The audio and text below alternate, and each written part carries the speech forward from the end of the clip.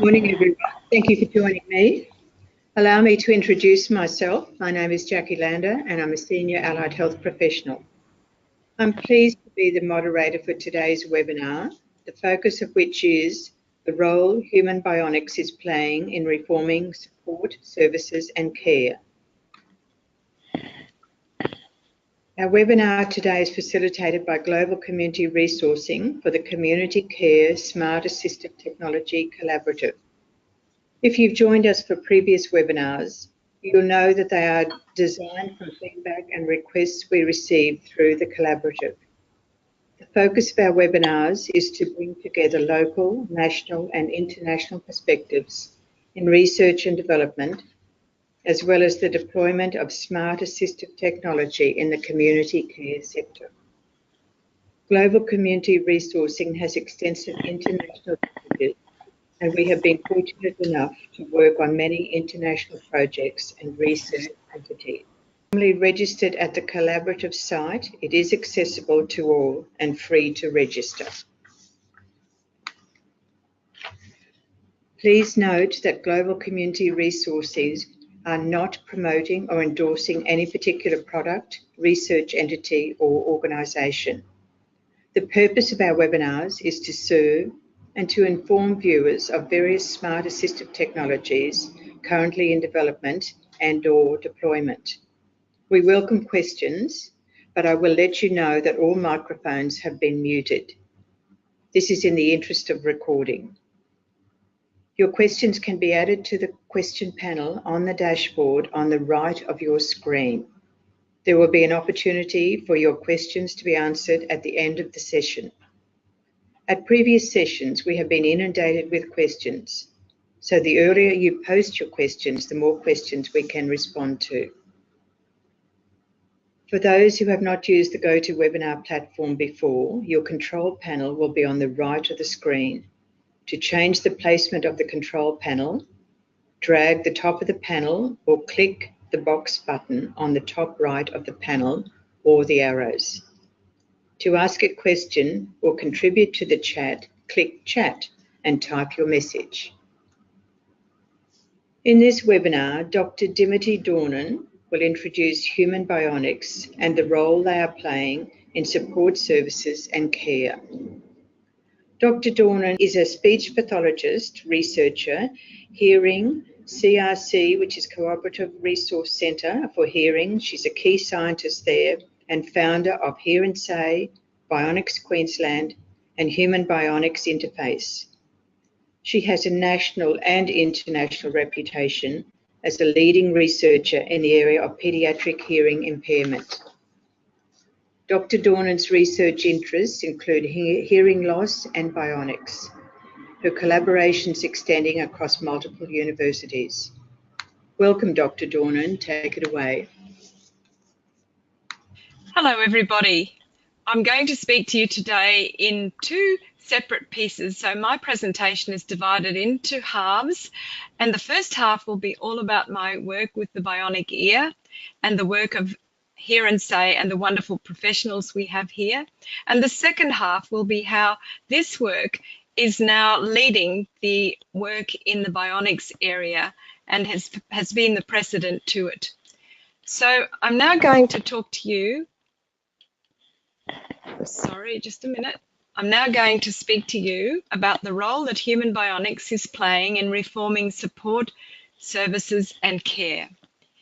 Integrating bionics into humans holds out the prospect of fuller participation by people with previously untreatable conditions. I see an image of the dark eyes of a sturdy toddler gazing back at me, and it's not this child in the photograph. In a twist of fate, a recent diagnosis of Usher syndrome for the youngster has changed him completely. Now well into manhood, he has not only got bionic ears, but this has been now followed in his adult life with a rapid loss of his sight, and soon he will become not only profoundly deaf, but possibly also legally blind. It's bleak news indeed, and yet I'm struck by a level of optimism only made possible by the breakthroughs in human bionics I see unfolding, breakthroughs which prompted me to found Hear and Say in Queensland, and also 2 bionics groups, Human Bionics Interface, which is a national group, and a local group in Queensland called Bionics Queensland, which I'm going to tell you all about. So as I work along in my presentation, I'm very happy to answer questions if you can type them in your chat, and I'll be able to talk to you about those a little later. Now I'm going to be talking to you about my impossible dream. I had an impossible dream when I started Hear and Say 26 years ago. What if we could address the most common disability in newborn babies? And if you don't know what it is, it's hearing loss, but it's hidden, so most people don't know. So my impossible dream was to deliver listening and spoken language communication to all children who are deaf worldwide. There are 360 million people worldwide with a disabling hearing loss, and 32 million of these are children. And that's a World Health Organization figure from 2017. Integrating bionics into humans holds out the prospect of fuller participation of people with previously untreated conditions, and that's what we're hoping. And this is borrowed from our fundraisers, which is why it's got why your support is vital. But having said that, we need the support of our community, because we get, as Hear and Say, meaning listen and talk, we only get 20% of our funding from the federal government, from the state government, and we do not yet know how the NDIS will affect us. So I'm speaking from a base of very little funding coming in and a lot of fundraising going on. Annually, 60 to 180 children, Queensland newborns, will have a hearing loss, and 95% approximately are born to parents with typical hearing. And it's the most common disability affecting newborn babies globally, as you heard. It's also been projected that by 2050, 1 in 4 Australians will be living with hearing loss in the state. And we have City Lakes on the Gold Coast, and now a new centre opened in the Darling Downs. And we look after 900 plus children with hearing loss, supported through a range of programs. And we have 40 regional and remote children supported via telepractice, and parents pay about 1/10 of their clinical fee. The rest of it we have to raise for them. Since mid-2015, 30,000 children across southeast and central Queensland have had their hearing screened, and these children are usually children in their year before school, because the same number that's been identified at birth, approximately 2 to 1,000, that number doubles by the time children get into school. The reality today is that clear natural language is possible for children who have, even if they're born so that they can't hear a jumbo jet going over their heads. Their auditory brains can be accessed because we can give them back their hearing, and activated and stimulated early with digital hearing devices like cochlear implants, or other types of devices like middle ear implants, and many others. And their parents and carers are then trained to provide an enriched listening environment. Hear and Say is now celebrating 26 years, and we're really excited that we've got all of our children who leave us going into grade 1, go into regular school grades, providing they have normal cognitive abilities. Even children with some disabilities, some significant disabilities, go into a school with age-appropriate listening and language. About 80% of our graduates are within the normal range, but we also have all of them going into regular schools by teaching them to listen and to speak, hence the Hear and Say name. And we achieve this through our world-leading service delivery model, combining hearing technology like cochlear implants, along with a specialised auditory verbal therapy approach. And the main point about this particular approach is that we train parents to train their children's brains. So it's a slightly different model. We only have classes of children or groups of children once a week, and everything else is one-to-one and twofold. We fix the ears with the audiology, and we train their brains with our listening and spoken language specialists, who are basically speech pathologists and some teachers. So our main areas of focus are parent-centred clinical services, including via telepractice, training and education, research and advocacy.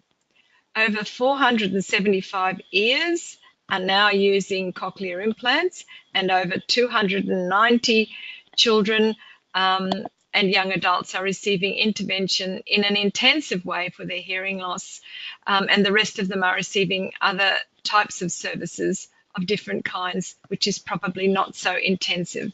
Go to their local schools, and for the past 6 years, 100% of our graduates have entered mainstream educational settings. Results are speaking for themselves, and these children are now doing the most amazing things. The twins up on the top left are into their mid-20s. Mac in the middle is working in Northern Territory as a jackaroo, and we have lots of other children doing some wonderful things and getting their degrees at university. Dramatic start for me. I was working as a speech pathologist with adults with head injuries and running up the hill behind Princess Alexandra Hospital in Brisbane, and I came across a boy about 15 years of age lying in the gutter, lying on his back and drumming his heels in the gutter and screaming at the top of his voice. I asked him what was wrong, and he wouldn't stop crying. I couldn't get him to stop in any way, so I thought I'd better run up the hill for a doctor. He's been hit by a car, and a lady came out of a nearby house, and what she said, she signed to the boy, "Are you sick?" And the boy signed back, "No, my bus money has rolled into the drain." So I realised then that I couldn't sign, he couldn't talk, and we had no form of communication. And I guess that stuck in my brain. So when I had the opportunity many years later to work in the area of childhood hearing loss, I felt that I had done what I was meant to do all along. So things happened pretty quickly from 1991. Hear and Say was born on the 6th of July 1992, and I anticipated the bionic ear or the cochlear implant coming to Queensland because the first child had been implanted in Australia in 1987. So here you see two of our very early implants, Megan on the left and Bradley on the right. It was a half head shave surgery in those days, but these days it's done just in the crease behind the child's ear. But the results astounded me as I watched the children improve. Professor Graham Clark, who's the inventor of the cochlear implant or bionic ear, tells me it's the first time that the human brain, the human consciousness, and a replaced human sense have been interfaced together. And you see here a picture of a cochlear implant or a bionic ear in which the internal piece sits under the skin but outside the skull, and there's a long electrode array at number 4 and 3, which is wound through the cochlea and through the curls of the cochlea and replace damaged hearing cells in that area. On the outside of the body at number 1, there's worn a speech processor connected to a little microphone and some batteries, a short cord which goes up to number 2, which is a transmitter coil which will pick up sound that the child will hear when all the electrodes are working. We'll connect it to that round steering wheel device, which is a transmitter, turns it into a radio wave which goes through the skin and to the internal piece and down to the cochlea, and via number 4, the yellow bundle, which is the auditory nerve, it goes straight to the brain. And as soon as we switch the children on using a big computer, it was a child can hear and knows that something's gone on. They've perceived something, but they don't know what any of it is. They don't know the meaning, and that's why to let them use it, to learn to listen, understand, and then to speak, then we have to teach their brains to be able to use it. So once again, it's twofold work. The audiologists who do the technical parts and open up the pathway to the brain and the people who train the brain to be able to learn to listen and speak. And here's a picture of Professor Graham Clark and myself at a conference, and he's the inventor of the multi-channel cochlear implant or bionic ear. And there's some lovely stories connected to that you can have a look at on the net if you're interested. Extraordinary. Now here's young Megan that you saw before with the head shaving, and here she is during her surgery, and I like the look in her eyes here, and I'm imagining that she's saying, soon I will be able to hear and speak and read. I can become whatever I dream. And that's exactly what happened to her. And here's a picture of her on her gap year, traveling on her own in Paris, having a wonderful time and really enjoying her life. And just in the middle of a university degree, and she's since got a second degree. And this is very typical of the children that we see go through Hear and Say. So now I'm going to show you a very short video. There's no sound to this video, of little Amelie, who was born profoundly deaf, can't hear the jumbo jet going over her head. And this is her mum, and she's going to hear her mum's and dad's voices for the first time. Dad's off the scene to the right. So here's Amelie. She's hearing sound fed in through the computer, and then her parents speak to her, and she is able to respond, and the mum is in tears, and the dad behind there, who doesn't want his face shown, is very, very emotional as well. So I think we're the lucky ones that get to see this as often as we do. And on the backs of our great outcomes grew quickly, and luckily the funding came in to help support us with a lot of hard work. And here are some of our branch centres. Brisbane, a new centre here, a new very big centre, much bigger than it looks, Gold Coast and Sunshine Coast. And as we moved on, we eventually were able to go everywhere using telepractice. So we can diagnose, we can tweak children's cochlear implants, we can teach parents and children, we can do assessments on the net, which is a great boon to people who live in the regions.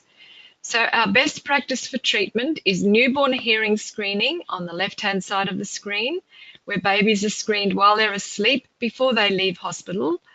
And then on the right-hand side of the screen, we have an auditory verbal session going on with a parent, a therapist, and a child sitting in close formation and focusing on the book or the toys in front.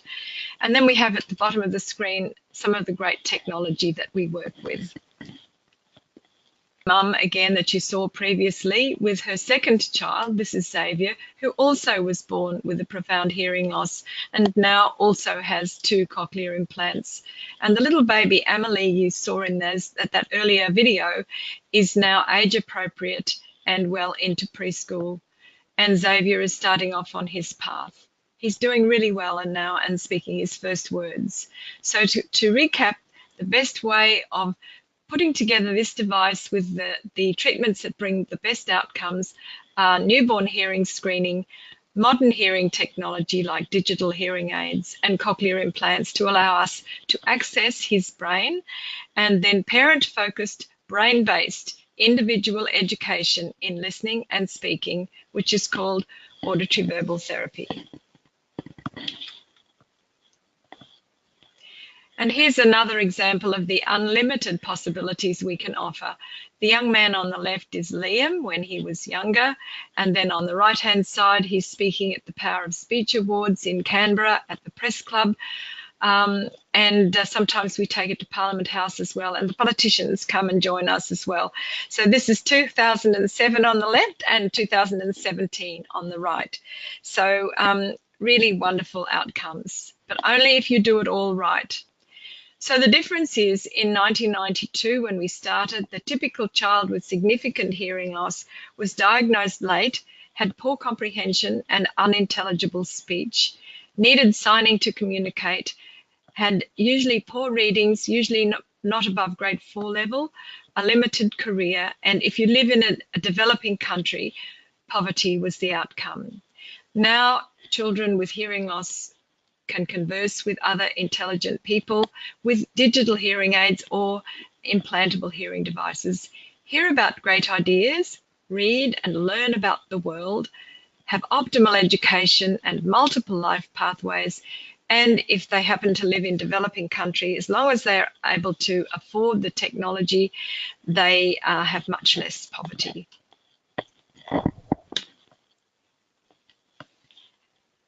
Now, in 2006, Hear and Say struck a great brick wall, and we had to make some changes to our program. And I'm mentioning these because these affect what I'm going to speak about later. We always had 10 babies constantly on the waiting list, only 16% government funding, no space for children. Funding was challenging, and that's a big understatement, and we had no sustainability. So I believe that we had to do something about it, and I never suggest to our board something needs to change without having a solution. So what I did is I got 100 paper babies, all holding hands, cut out in a big long string. And I went into the Hear and Say board meeting one night, and I slewed them along the board table from one end to the other. And I said, very uncharacteristically for me, this is the number of babies we will have waiting, 100, if we don't make some decisions tonight. And the suggestions that I had were probably a bit crazy, but what I said was not to stay the same, not to get smaller, but to say that we would go global. And we added 2 arms to what we did, Hear and Say Research and Innovation, and Hear and Say Worldwide. And here's Wendy, our head researcher, who many of you who are speech pathologists might know, Wendy Arnott, and one of our children getting ready for an EEG assessment in our research program. So Hear and Say Research and Innovation works with many of the larger institutes for hearing up and down the Eastern Seaboard. Here's Anna, who's working in research, and she's doing a test with one of our little children with microtia. You can see her left ear is not formed correctly. And the other thing we did was to develop Hear and Say Worldwide, because we know that new neuroscience confirms that deafness in a baby is a neurological emergency, and we only have a short time to act. And we don't want children anywhere in the world to be waiting a day longer than is necessary, because a day that their brain doesn't receive sound is a day that's wasted and their brain is compromised to some extent. So we also developed Hear and Say Worldwide, which we launched in 2008. Major General Sir Michael Jeffrey at Admiralty House in Sydney was one of the people who helped us to launch it. And we have gone to 42 countries to teach, mostly on the internet, but sometime in person, changing children's lives worldwide by teaching them to hear and speak. And last year we took a team to India. We took 4 of us went to India, and we taught 60 professionals from every corner of India, which was our first all-of-country project. And we'd love to go to China this year. We're still trying to raise some funds to do that. So while we went everywhere, we were very delighted that we were making a global impact. This is Matt on the right. He's a speech pathologist, some of you might know, working in our worldwide department. And we were changing children's lives, and it was too slow. So what I said to myself was, how can we change things and go faster? So once again, I got advice from Bill and Melinda Gates Foundation. They didn't give me any money, but what they said is go and bundle your projects for future impact or form partnerships. And that's what we've been doing ever since, forming partnerships and trying to make sure that we could move forward. We developed our Empower model, which is our telepractice-based one. We've just talked a little bit about that. So we do treatments, diagnoses, and professional work and training, and lots of meetings on the net as well throughout our centres. This is a training session with newborn hearing screening with staff and from our worldwide staff, and also with a group of women from the Philippines who came down to work with us. But we have to get funding to be able to do this. So everywhere we go, we try to get local groups to take on the funding. Now, I call myself the unreasonable woman sometimes because I persist in changing the world to suit what I think myself. I believe that we now have the power to decimate the very significant effects of deafness, which is the most common disability in newborn babies globally. And the potential today is for deaf children to learn to listen and speak the same as children with normal hearing. So we've completely changed the face, along with lots of people, the face of hearing loss forever. But we can only do this if we use technology and partnerships. And I hope you enjoy this delightful slide, which my assistant Terry found for me. One of the projects that we've undertaken, which is fairly new, is a microtia and atresia program. So our direction in the future is going to expand very greatly into the area of not just the bionic ear, but into other bionics. And I'll explain a little bit more about that later. But one of the exponential technologies that we've been working with, technologies that can absolutely magnify the impact that we will have, which is one of our partnerships. We formed a partnership with QUT Department of Biofabrication, and we're working with, for our children with microtia who have the problem with the ear formation, either one or two ears are affected. And we're working to biofabricate a new ear for a child. We also work on telemapping, where we can map children's or program children's cochlear implants from a distance. So here's Jen, our head audiologist, on the left, and Liza, our audiologist in Townsville. Not our audiologist, she is an audiologist, but she also is using speech pathology techniques to help to map this little boy here who's listening and learning to put a peg in the hole of that red box when he hears a sound. But Jen can tweak the child's map or program from the Brisbane office. But what is it that makes the bionic ear so extraordinary? What are all the things that have happened on the way to getting these great results that we can use now and take these results perhaps to other areas? The bionic ear is the predecessor of so many advances. It's the first time that there's been a successful commercialization of a neuromodulation device, one that acts on the brain and nervous system and changes it forever. And so, and we've been waiting all these years for someone else to develop another commercial device, and it hasn't happened.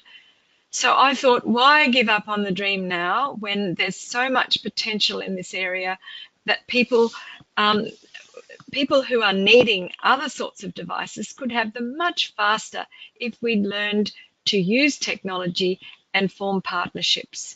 So we have this marvelous bionic ear, which has unprecedented listening and spoken language outcomes for children and adults, and integrates a broad range of technologies and scientific knowledge. We've got impressive improvements in clinical outcomes and cosmetics over time. We've got the electronics people are working on power consumption, and this has dropped considerably over time. The bionic ear gives us the opportunity to understand how the brain learns and also how the brain unravels in dementia. And we've also learned what happens when you interface an electric current with the electronics of the body. And this knowledge has driven the development of other bionics innovations. Innovations like there are several bionic eyes, one of which is in second stage clinical trials in Australia, and a second one, the cortical bionic eye, is going into first stage trials early next year. but we've got people working on deep brain stimulation on the right-hand side, using the similar electrodes to the electrodes that were used for the bionic ear.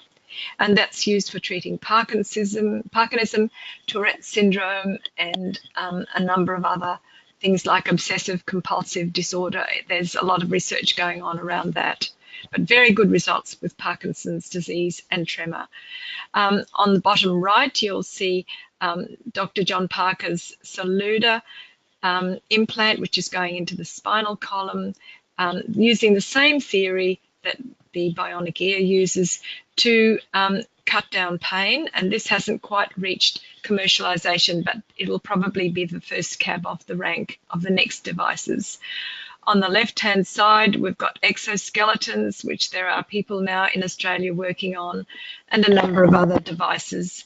So the bionic ear has expanded. In 2013, in December 2013, I started Human Bionics Interface Alliance, which is a solution for the future.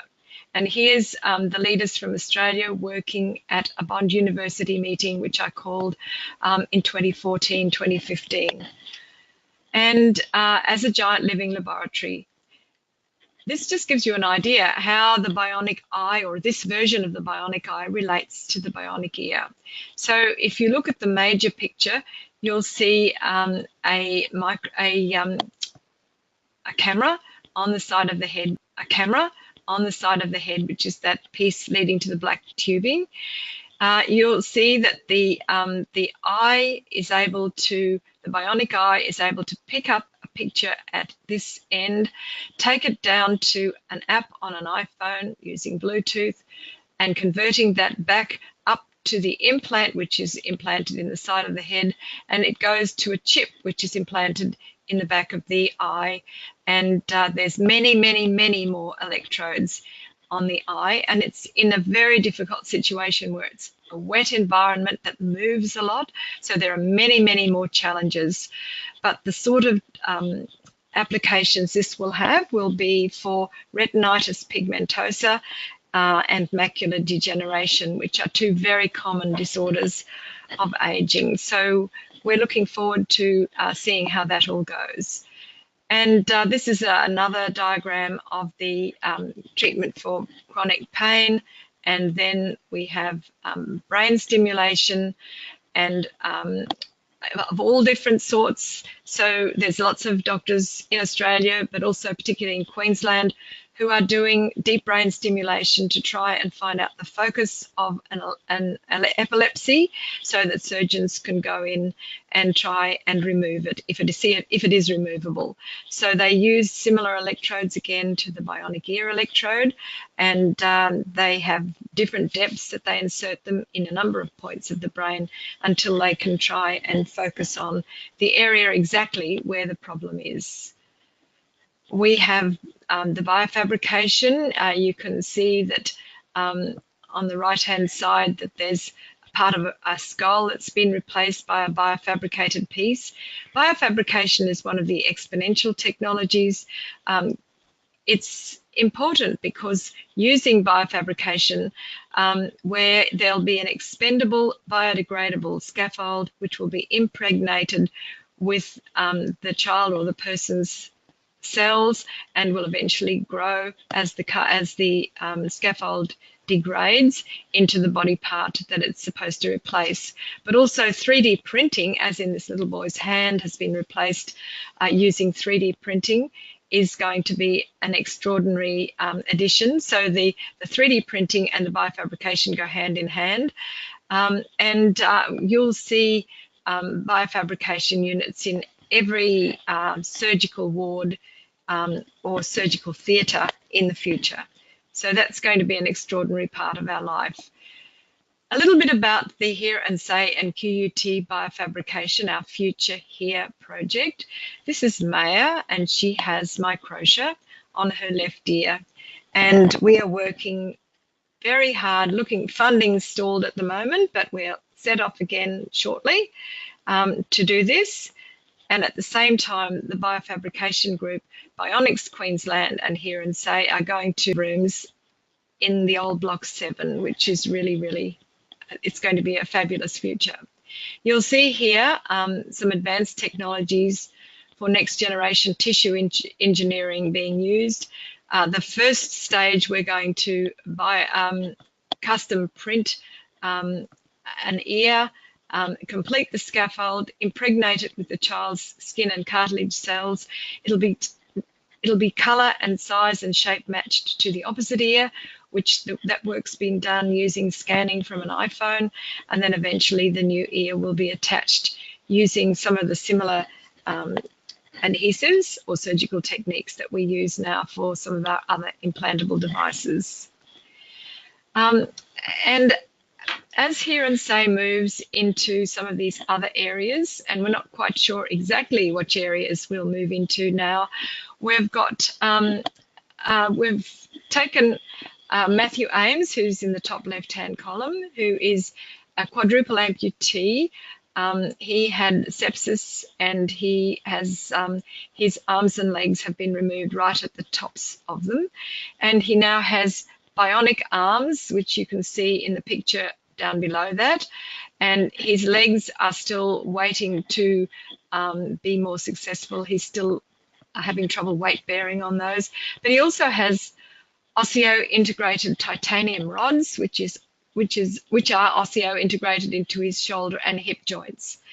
In his shoulder, he has a small implant, which is very similar to a cochlear implant, and the severed nerve endings and muscle endings will pick up messages from his brain and turns them into a message that can go back to his brain, down to his bionic hand and arm, and will give certain types of movements that will allow him to pre-program just by using his brain and the will to move in a certain way. He's able to eat and drink. He can eat his dinner faster than I can. He's driving a car and doing some wonderful things. So this is the sort of outcome that we want.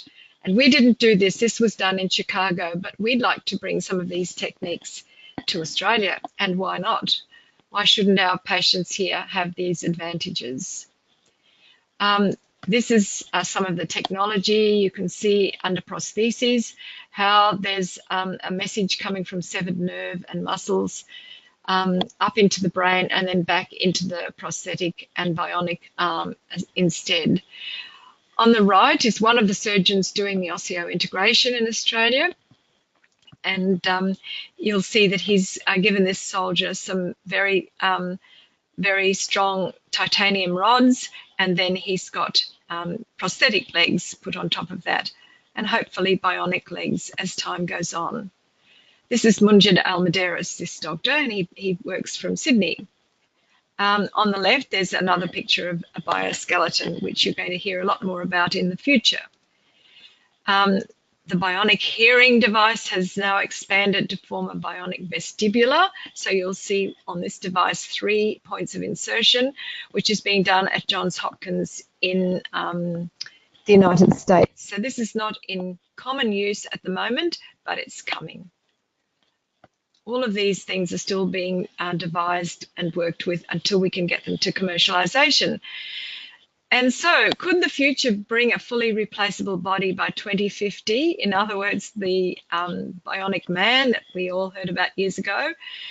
And the answer is yes, except for 2 body parts, which are going to be a little later, and they are Australian and an Australian team.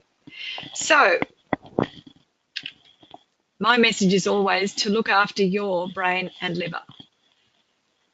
The bionics journey so far, in Queensland in 2014, I started to build a human bionics interface. In 2016, I formed a steering committee for Bionics Queensland, and they've been absolutely so talented. In 2016, in November, I brought the Medical Bionics Conference, the international one, to Brisbane. In 2017, in December, we had a meeting to assess the willingness of many of the parties to commit funds, And then in January 2018, the Metro North Health and Hospitals Board has agreed that we can have Block 7 for our innovation centre, or part of Block 7, but with room to expand. There's a number of different parties now who are involved. There's 3 universities, QUT, UQ and Griffith, and Dr. Robin Stokes has been co-chair with me. We have also been lucky to have had the support of people like Michael Eales from Design a Better Business, the people like Professor Alan Finkel, who is the Australian Chief Scientist, who's been advising me on the formation of on the foundation board, which is about to meet, and Cochlear has an interest as well, but not financial as yet. So looking across the universities, there's many different departments which have application in this area, and hot on the heels behind that is a small group from Melbourne who are really the big hitters, the Bionics Institute, who developed the bionic ear, the new Graham Clark Institute for Biomedical Innovation, which is led by Professor Mark Cook, and Professor David Graydon, who leads the Department of Bioengineering at the University of Melbourne. And I'm hoping that they're still going to be joining with us as we move further through Australia. And this is so important because medicine has reached the mayonnaise point in time where we can never turn back to what it was before. And for those of you who are reluctant to embrace the future, we have no choice anymore. The future is here. We can never go back to the eggs and the salt and the garlic and the lemon juice and the oil that made the mayonnaise and the mustard. We have to move forward because we are stuck with mayonnaise and our complex medical future, whether we like it or not. And so the Bionic Man is becoming a reality. We are just working very hard. I'm hoping that Bionics Queensland and Human Bionics Interface Alliance is going to speed that up, especially if we get some funding from the federal government. So I've been really interested in what's happening federally at the moment. My last words are, all of these devices are absolutely fabulous, but this is not what the future is about. The future is not about coding. It's about empathy, or feeling what the end user wants and needs and how frustrated they are. Say and myself are working for the children of tomorrow because we know that that young man with the bionic ears who needs a bionic eye or eyes will also need to have somebody look after all of the systems that he might eventually have and bring them together. And also the ethics need to be written for this entire area. So there are lots and lots to do. But I'd like to finish by saying that together, anything is possible. And that's why those relationships and the use of technology, my 2 big points for today, are so important. And Jackie, that's the end of my slides. Thank you very much. Thank you, Dimity. Special thanks, Dr. Dornan, for your presentation. Your passion and drive are absolutely inspiring. I have learnt so much today, and as I'm sure many others have. There seem to be so many applications, and this is the tip of the iceberg. Now, we have a few questions. First of all, from Sally. Dr. Dornan, could you speak a little bit about collaboration internationally and the role it plays in bionics? Yes, I'm actually holding back the international collaborations till we get the systems and the governance working at the state level, and then hopefully at the national level. It'll probably look a little bit different because there are lots of different people who need to coordinate and work together and perhaps share a little more of their IP than they're used to. But if we want the wonderful future that there is possible for all of our people that we care for, we will all need to be able to do that and to talk together. And then I've already been in my normal work as a speech pathologist working around the world and going to conferences and speaking, I've been talking a lot about human bionics interface, and I really hope that one day it will soon be global and will be something that will happen across boundaries, because all of these technologies are occurring better in different places. So we will absolutely need to work together to see our wonderful future. Thank you, Dimity. We have another question from Norman. Do you think future developments in human bionics will be able to assist people with dementia? Yes, I do. I think that there is a lot of work happening in the dementia area, and I know Hear and Say are working in that area as well. What I would like to say, though, is, did you know that out of all the things that we can do to change the course of dementia, the least known, but the one that has the biggest bang for your bucks, is to treat hearing loss in midlife and older. And that's very little known. So that's probably the first place I will start, and I will team up with other people who are able to work in that area. But I do believe that out of all of these technologies working together and looking at what I call the nano-neuro-bio-electronic interface, there will be many ways that we can collaborate. For example, in the dispersion of drugs into the brain. For example, we now have cochlear implants or bionic ears, which the electrodes in the cochlea actually are imbued with different therapeutic medical substances, drugs, that will be able to be put into the system. Because one of the things that happens when you use an electronic stimulation is that there's a slight heating effect, and you can actually control the amount of drug that goes into the system. So this could easily be one of the earliest ones that could be used in the area. But I do believe that there will be many other areas. And with dementia, if we can't do anything about 65% of the causes, we can do something about 35% of the causes. And if you add the 9% of improvement that you get through addressing the hearing loss, then look at the lifestyle factors, which amount to about 27%, then you really, really have done almost as much as you can to prevent new dementia cases happening. Thank you, Dimity. There's a message there, isn't there, for all of us as we grow older to have our hearing checked, and maybe something for the cosmeticians to do to make it very attractive. We all like to wear glasses, but there's something not quite so attractive about hearing aids. So, and I'm working on that. I'm working on that definitely, because you're so right, and it puts people off. And unfortunately, most adults, especially men, wait between 6 and 10 years before, when they know they need it, to the time they actually get them. And by then, it's too late. You can see by the sort of work that we've been doing that you need to have your brain working to be able to use these devices. And so we need to actually train the brains to use the hearing devices in midlife, when the neurological changes are taking place, so that they will have better brains and better ears in later life. That's so true, and there's something maybe all of us in community can do to spread your message, Dimity. A last question from Charlie. What do you think the future of human bionics will bring forth?